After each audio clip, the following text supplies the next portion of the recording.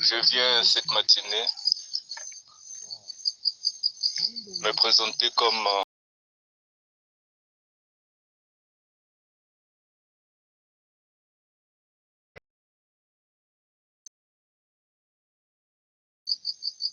c'est d'éclaircir quelques faits que nous avons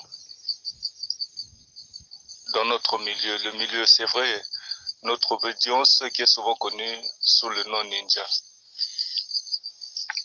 Nous sommes sur la route nationale numéro 2 et précisément vers Moncala. Nous avons eu un premier couac, parlons d'un couac.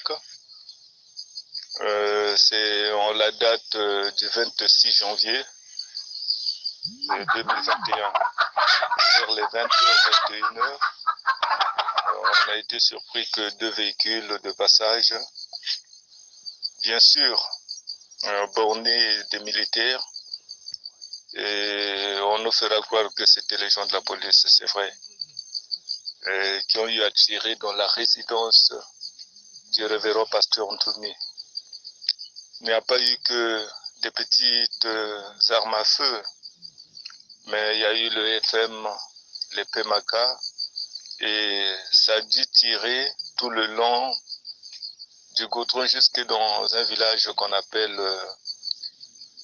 vers Fondoir là-bas. Alors, la situation étant connue, c'est vrai que le matin après, on recevait une délégation qui partait de Brazzaville, nos amis de la COMP, avec quelques autorités pour s'enquérir de la situation et mener les enquêtes.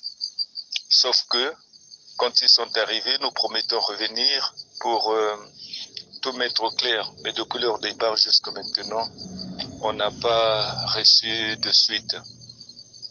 Ce qui nous surprend, c'est dans la nuit, dans la journée du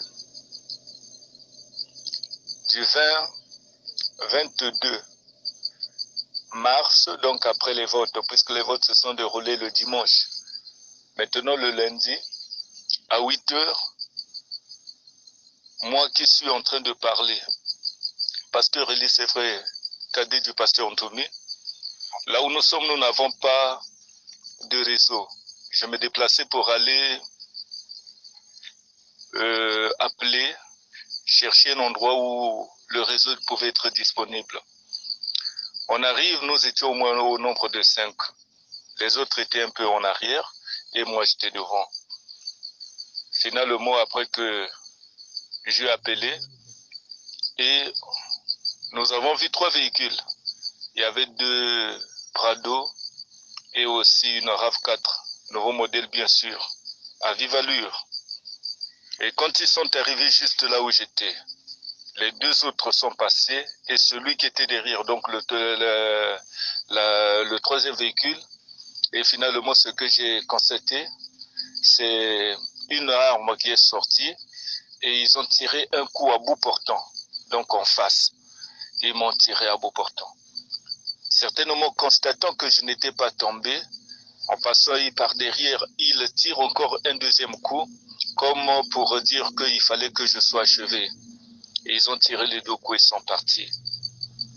Et alors, quand ils sont partis, il fallait que ceux qui étaient aux alentours puissent un peu se concerter. Donc nous avons appelé ceux des nôtres qui travaillent à la COMP.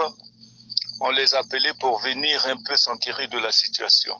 C'est vrai, les après-midi s'étaient présentés. Nous confirmons que la situation devait arriver jusqu'au niveau des autorités pour essayer un peu de mener les enquêtes et regarder.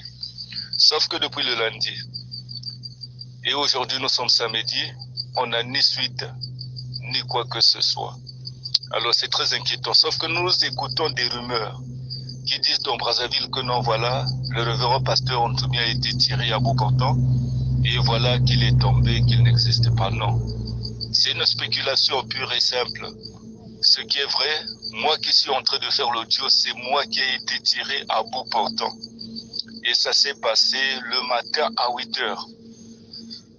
Ce qui nous intrigue, c'est parce que nous avons les accords de paix signés depuis décembre 2017.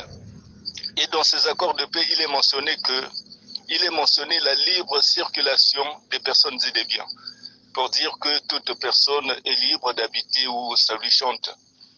Et dans ces accords de paix, nous avons attendu depuis 2017 jusqu'à aujourd'hui. Il n'y a il n'y a aucune mesure d'accompagnement et nous sommes là. Malgré toute chose, nous essayons de conserver la vie. Mais d'où vient que les gens viennent toutefois, comme nous mettre le doigt dans l'œil, c'est pas bien. Ce qui est en train de se passer, dans quelle période? Une période électorale. Tandis que le leader avait fait une déclaration auquel il s'est exprimé librement pour montrer sa bravoure concernant la paix, afin d'accompagner cette paix jusqu'à la fin. Et c'est ce que nous faisons. Mais comment les gens viennent toutefois essayer un peu d'amener les provocations et toute cette spéculation qui est en train de tramer dans Brazzaville. En fait, ce n'est pas une bonne chose. Donc l'audio a été fait parce qu'on s'est dit, on ne peut pas se taire, c'est une situation qui doit être connue, parce que nous avons les accords de paix qui garantissent la paix au milieu du gouvernement et nous. Mais qu'on ne vienne pas toutefois nous mettre des bâtons dans les roues parce que nous ne sommes pas pour la guerre. Merci beaucoup. Voilà ce que nous avons eu à dire dans cet audio. Merci. Je viens